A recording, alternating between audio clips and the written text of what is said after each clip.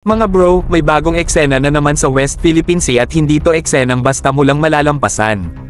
Ang Philippine Coast Guard, pinakawalan na ang BRP Teresa Magbanua para harapin ang bagong deep sea research ship ng China, ang Tansuo Sanhao, na nakapark sa loob ng Exclusive Economic Zone, o EEZ, natin simula pa April 29.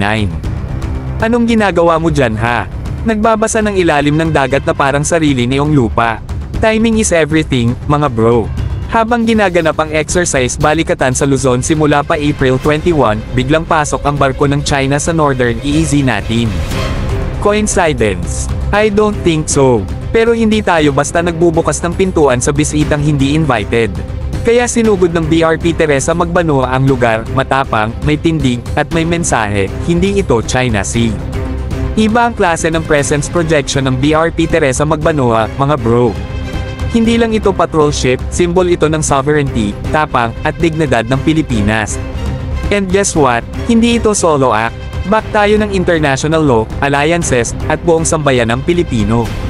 Pero teka, research ship lang daw, sabi ng China. Huwag tayong pakyut dyan. History na ang nagsabi, maraming Chinese research ships ang nagiging prelude sa militarization. Kaya hindi tayo nagpapaloko. Kung hindi mo kayang irespeto ang batas dagat, huwag kang umasa ng mainit na welcome mula sa Philippine Coast Guard. Kaya saludo tayo sa ating mga maritime frontliners, lalo na sa crew ng BRP Teresa Magbanua. Di lang kayo naghahatid ng mensahe, kayo ang mensahe mismo. Walang retreat, walang takot, at walang palusot.